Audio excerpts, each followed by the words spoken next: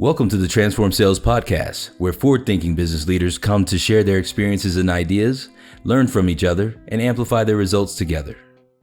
Hello, and welcome to another episode of the Transform Sales Podcast Sales Software Review.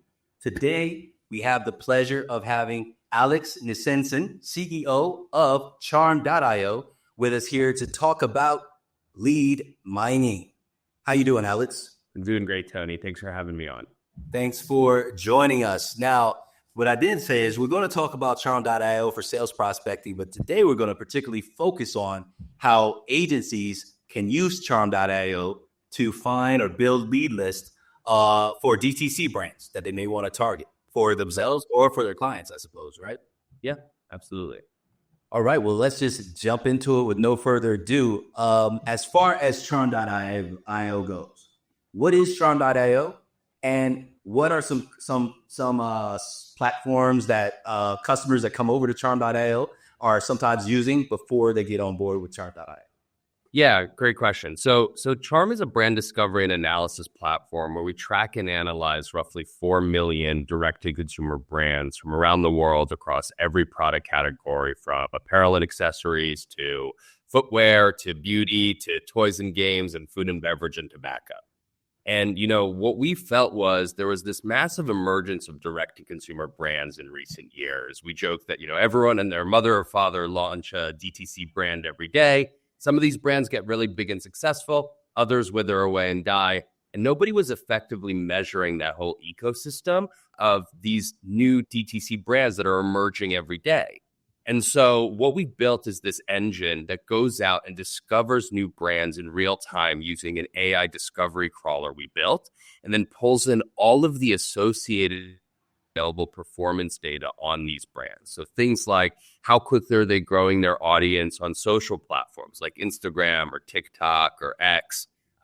Who's reselling their products outside of their DTC store? What distributors or other online stores are selling their products? How much advertising activity are they doing? And where? What does their product assortment and pricing look like? We take all this data in, and then we've developed these proprietary machine learning models that actually score the brands relative to their category based on their growth and success, to give our customers a singular point of view on how quickly a brand is evolving in terms of growth and how successful it is based on all these different attributes that we're tracking. What we saw historically was that a lot of our customers, specifically for the sales prospecting use case, we're using very kind of general, although potentially very strong sales intelligence software, right?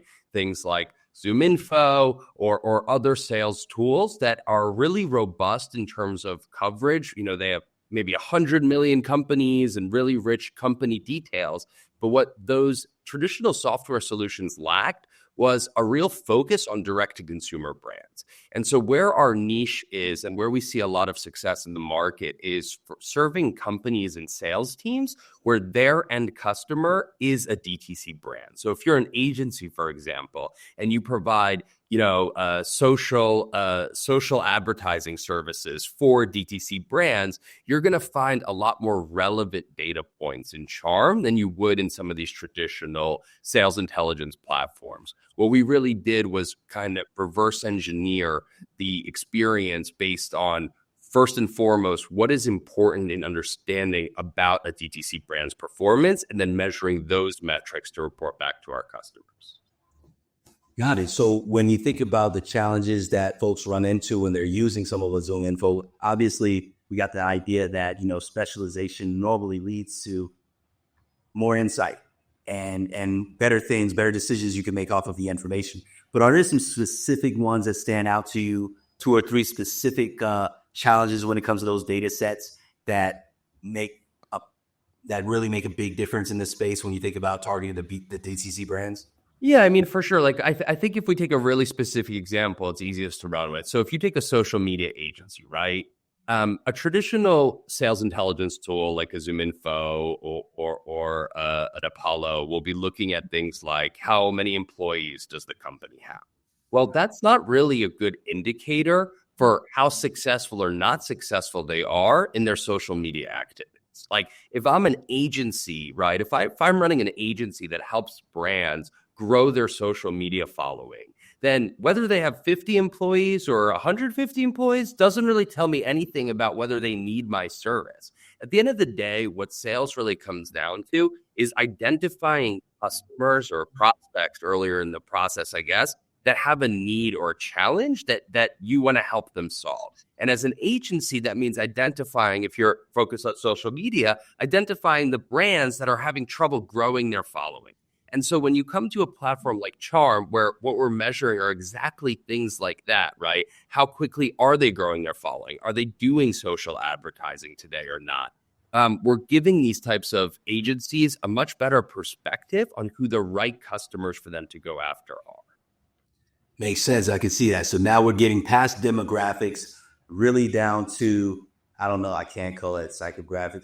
You know what? Almost like ethnographics, almost kind of like that transition to getting to what's really going on in the business, which is a different level of insight, which if you're selling to them, now you can find data points that help you position yourself to help that business go to the next level. I would almost qualify it as identifying the right metrics that our customers have the ability to impact for their customers, right? We want to measure the things about brands that our customers have the ability to actually have a positive impact on. And something like an employee count doesn't really help you there if you're a social media agency. Would you, what would you say among the agencies or among those metrics that you all deliver tend to be the ones you see folks lock in, the reason why people come in and join and subscribe to Charm.io the most? So you mentioned the social part. So I guess metrics related to the social standing must be in there. You mentioned something. Yeah. That's definitely, I'd say, the strongest, because when you think about what actually drives the success of a direct-to-consumer brand in today's market, it's very, very largely driven by what's happening in their social audience. You know, so much of e-commerce starts with your social following and the engagement you get there. So we not only track, for example, followers on Instagram, but also things like engagement rate. So is a brand's audience actually commenting and liking on their posts, or are they just following the brand because they have attractive models in their posts, right? Which is a common theme we all know about.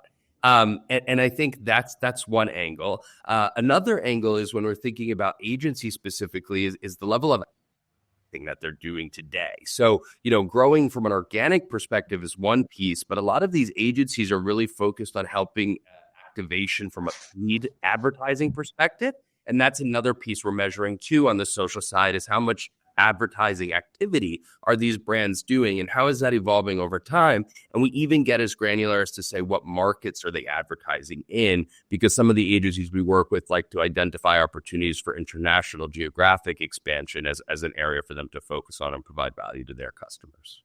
Got it. And will there happen to be one more metric in there? I feel like, and look, leading question, I was kind of thinking, flowing with you, I'm like, wonder if influencer marketing comes up in there somewhere too, or does it just latch into social? I mean, I think that's part of social, right? I think, look, there's a lot of metrics we track. We track things like revenue that we estimate for brands to help you understand how big of a brand this is. Some agencies find their bread and butter is with really small brands and doing, you know, a mass play of working with tons and tons of these small brands. Other agencies want to go after the largest brands in the world and just do work with them. And so we tend to think that we have the flavor for kind of everyone's preference. And I think the other piece too is that we're tracking 4 million of these brands, right? So every brand that exists in the world is in our database. If you sell products direct to consumer, we are covering you and analyzing your metrics and your performance data. And so we're providing a very robust offering in terms of the breadth of data, not just the depth of data that we provide on these brands. Got it. Well, then, with no further ado, let's take a look at what that looks like behind the curtain. Specifically, we're looking at the social metrics, we're looking at the paid advertising, and we're taking a look at, that last one that we just covered, kind of just looked in the growth, the revenue growth. Yeah. So this is an example of a deep dive report in Charm. So we have one of these for all 4 million brands that we track.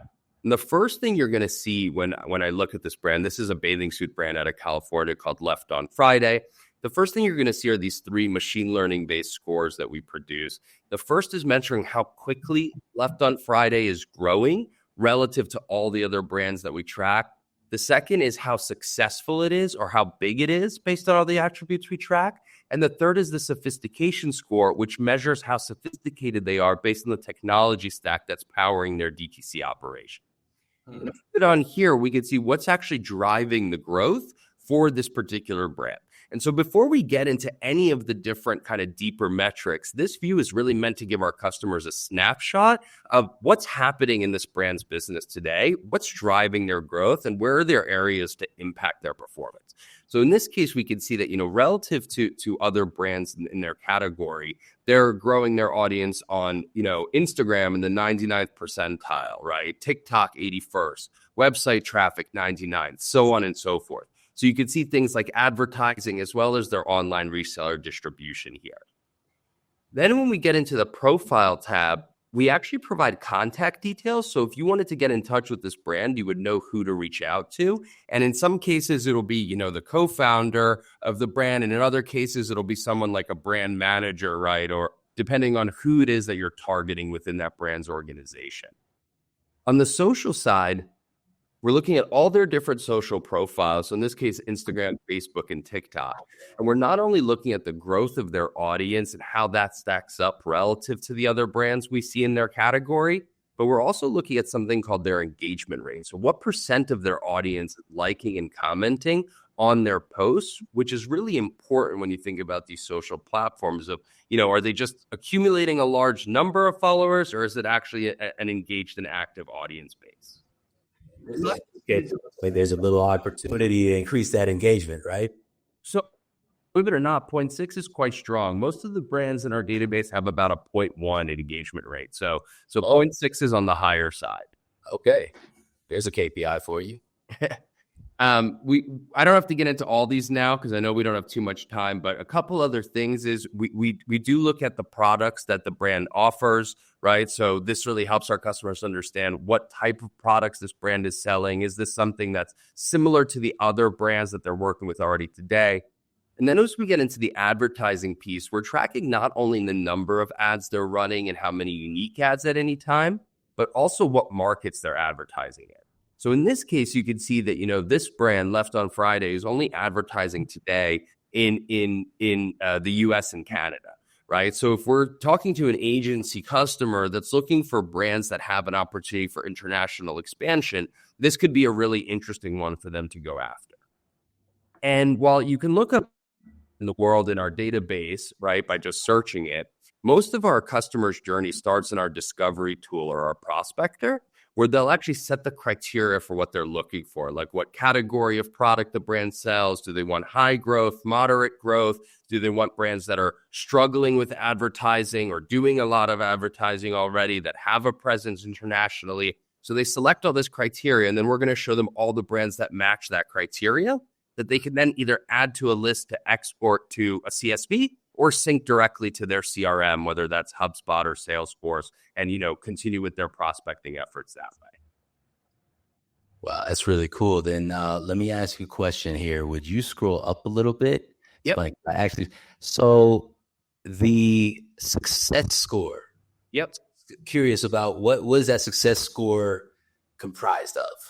Yeah, so it's all those metrics that we were looking at before, Instagram following, engagement, website traffic, advertising activity. We take all of those, and when we create these machine learning based scores, we look at 2 perspectives on it. One is how quickly they're growing, their growth score, and one is how successful they are, how big are they, or the magnitude of their reach across all of those channels that we're measuring. So typically, the customers we're working with are looking for brands that are growing quickly, but aren't the biggest brands in the world, right? It's very hard to win Nike's business if you're an agency, for example. What you want to find is those emerging brands that are at an inflection point in their business that are on an up and up, and that you can help them accelerate their growth. And then these agencies will actually use the data from Charm in their outreach to the brand and say, look, I see you're doing so and so. Either your advertising activities is doing okay, but we can help it do better, or your social following engagement could be improved. And this is how we help customers with that. Here's a case study, so they'll actually use the data in the outreach too, which I think is really powerful. I can always say one thing about this one, Alex, is that we need a Charm for several different industries, because I've heard that before, right? It's just like you could sell smarter. You could sell so much smarter. You could really do some pre-call planning and go in like you actually know a little something about the buyer, instead of these lukewarm, care to talk discovery call messages where it's like, no, bro, have you even checked me out? Do you know anything about me? Yeah. So definitely kudos for that. Let's get to the next thing that can hold someone back. Someone who buys the product. The thing that could hold anyone back with a platform or software is getting set up in the first place. And I want to frame this a little bit, right? We got two parts of the setup. One part is just, attach your email, create an account, invite your team members, whatever. But the other part is your process, your mentality. How are you going in knowing what you're looking for so you can get the most out of the tool? Like a calculator, garbage in, garbage out. So you kind of got to be prepared there. Take us through a little bit about some of the deliverables, or some of maybe even some tips, best practices you would have for folks that say, hey, before you get into Charm, do this so we can make the onboarding as quick, get you to impact as quickly as possible through onboarding. Yeah. So look, first off, on the onboarding side, we invest a lot in our customer success resources. We think it's really important that our customers have someone along with them on the journey from Charm's side to help them with onboarding, making sure that they're getting the most value, sharing proactive insights and recommendations on how to get the most ROI out of the solution. As it pertains to actually getting set up, it's really straightforward, right? You log in, you sync to your CRM if you want to actually ingest the lead into your CRM that way, and then you're off to the races. What we typically recommend customers do, and one of the amazing benefits of having a data analytics platform is that you can actually look up some existing customers of yours that are a great fit and some prospects of yours that were a terrible fit, and see how their data in Charm looks. And that gives you a really clear perspective on what you should be looking for from a lookalike perspective, right? Like, am I looking for brands that are doing really well already? Well, actually, all my best customers were ones that were doing really poorly. And so maybe that's who I should be looking for, because that's who I have the biggest opportunity to support and to improve their business performance. So I think that's a big benefit and a big tip that we always recommend customers do is like import a list of some of your existing customers or prospects and see what the data looks like for those. And that'll give you a really good starting point to what you should be looking for in terms of finding the best prospects. Nice. So then not a lot of tech required. So that's a good tip to get started. And there's not a lot of tech support necessary. Don't have to have any special engineers that know how to do some special coding to make none. Zero. And then as far as time goes, then I guess with that tip, the time it takes you to go ahead and get started is just as long as it takes you to make the decision on these are the attributes that I need to replicate for my lookalike audience. Yeah, look, it really depends on your sales motion. We work with, and I think that in general, we're seeing the market move towards this being a more effective model, but I guess that's up to each company, right? We work with companies that have a very tailored sales approach. Like, we want to only focus on the best leads, on the highest propensity to convert leads, right? And those are the ones that are going to spend the time really researching to find the best prospects in Charm, setting up the right filter criteria, creating what we call a dynamic list. And that list is going to be automatically updated for them every week, notified in their inbox. They hop back in and they know exactly who they should be reaching out to based on who's newly qualified. There are others that say, look, we want to blast everyone that is even potentially relevant with some messaging, usually pretty generic, right? We're not sure how well that works for them. but God bless them. And so they take a slightly different approach, and they say, look, we want to just take as much data as we can out of your database and blast these folks. And we know we're going to convert at a lower rate, but it's going to be better aligned to how they're operating today, which is fine. We work in some cases with a sales ops leader or a revenue ops leader at an organization, sometimes directly with the salespeople, sometimes with a CRO or a VP of sales. It really depends on how the organization is structured, but ultimately they tend to deploy it across the sales team or across the business development team. Got it. And last but not least, so we talked about those challenges basically that one would have using a generic lead intelligence tool like a Zoom Info. And we talked about those gaps and the features that you all provide. So when you're thinking about what people should be thinking about when they get with Charm.io, what KPIs they should look for a lift on, what would you recommend there so that they can know that they're getting the impact that they expect?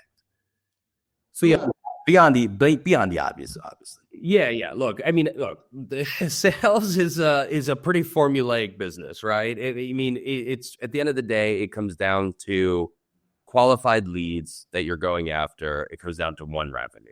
At the end of the day, we feel that we win if our customers win. We want our customers to close more revenue. One of our kind of hallmark customers is Hey Social, which is an agency that was really successful using Charm. And the stat that they shared with us that we were really excited about was that they booked 50 discovery calls in the first month after starting to use Charm, which was about a 5x increase over what they were seeing before. And so, I think to me, discovery calls is really the ultimate measure of the performance of a sales tool, because we can't really control your ability to sell your solution. Unfortunately, if I could, I could probably charge a lot more. But what we can do is we can help get people to the right people at the right companies at the right time. And I think that's what we're trying to do, is really connect, our customers to the right potential buyers for their solutions and for agencies specifically, but for all sales teams and all teams prospecting for new customers. That really means getting someone on the phone to have a conversation and do a discovery about their needs. Well, we've got a lot of agencies that are particularly in the business of appointment setting and that type of outbound lead generation. So if you're out there and you're listening to this, if you want to target DTC brands, Charm is a way that you can start selling smarter and not working so dang hard. I wanted to rhyme if I said selling smarter and working harder, but it doesn't. I want it to be, you not have to work. You can sell more with less effort, deliver those results you need to for your clients. Thanks so much, Alex, for being a guest today, sharing this information about Charm.io and how people could go ahead and get more information about DTC brands, information that converts, and look forward to catching you all that are tuning in on the next round. Thanks, Tony.